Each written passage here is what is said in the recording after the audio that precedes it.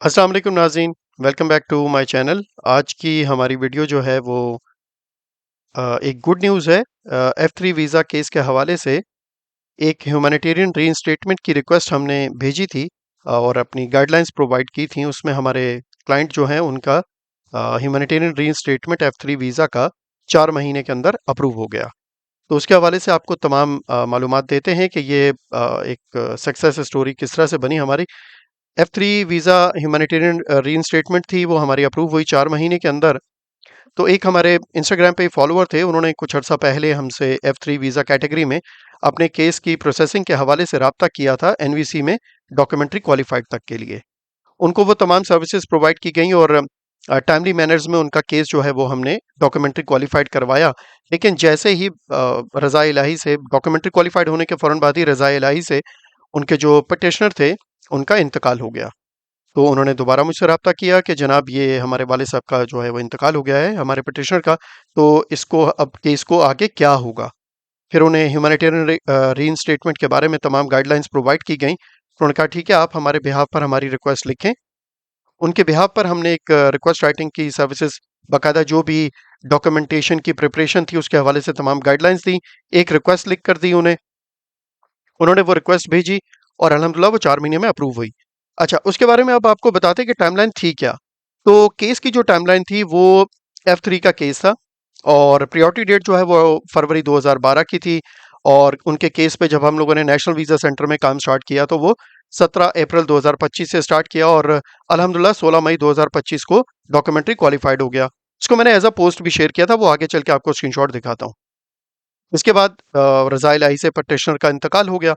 हमने दोबारा से ह्यूमैनिटेरियन रिक्वेस्ट राइट अप जो था उसके ऊपर काम स्टार्ट किया 28 मई 2025 को और हमने रिक्वेस्ट यहाँ से बनाकर तमाम पूरा एक एनवेलप बनाकर जो-जो चीज़ें रिक्वायर्ड थी सब कुछ रेडी करके एविडेंसेस सब कुछ वो हमने यहाँ से भेजा 11 जून को जो है यहाँ से मई में हम लोगों ने भेज दिया और 11 जून को वहाँ से जो उनके सब्स्टिट्यूट स्पॉन्सर थे इस केस में उन्होंने 11 जून को उन्होंने सेंड कर दिया यूएससीआईएस को।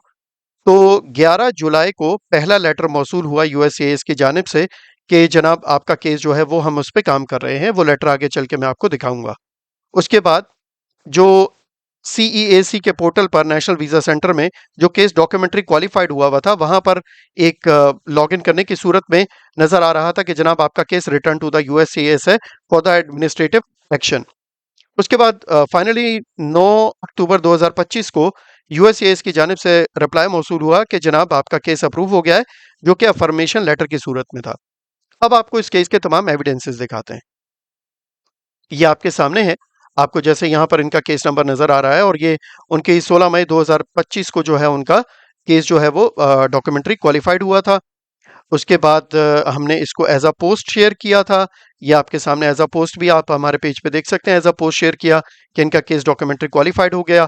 अच्छा, उसके बाद जो है जैसे पिटिशनर का इंतकाल हुआ, मैंने आपको बताया कि आफ्टर द डीक्यू तो हमने ह्यूमैनिटेरियन रिक्वेस्ट लिख कर भेजी और यूनिक केस सिचुएशन थी, तो उनके हिसाब से ही हर केस की सिचुएशन यहाँ पर आपको बताता चलूँ कि हर केस की सिचुएशन अलग-अलग होती है। तो उसके हिसाब से कुछ शाज़ व नादिर कुछ डॉक्यूमेंट्स ऐसे होते हैं जिनमें फ़र्क आ जाता है। वो हमने रिक्वेस्ट बनाई, ये रिक्वेस्ट का एक फर्स्ट पेज का थोड़ा-सा हिस्सा है जो आपके साथ शेयर कर रहे हैं। 29 मई की डेट डाली है और फिर उसके बाद जनाब ये इनके केस में अपडेट आई कि जनाब आपका केस जो है वो एडमिनिस्ट्रेटिव एक्शन के लिए यूएससीआईएस में और अब सीएक पे एनवीसी में नहीं है। उसके बाद इनको ये पहला लेटर आया 11 जुलाई को और 12 जुलाई को केस बंद हो गया था। अच्छा, 11 जुलाई को ये पहला लेटर आया कि हम आपके केस पे ह्यूमैनिटेरियन कंसिडरेशन पे काम कर रहे हैं और तकरीबन ये 45 डेज़ के बाद आया था और उसके बाद अल्हम्दुलिल्लाह 4 महीने और तकरीबन 12 दिन इंतज़ार करने के बाद फाइनली अफ़र्मेशन लेटर रिसीव हुआ बाय द यूएससीआईएस और केस वापस से रीइंस्टेट हो गया। अब वो सिर्फ़ अपने इंटरव्यू का ड्यू डेट के हिसाब से इंटरव्यू का वेट कर रहे हैं।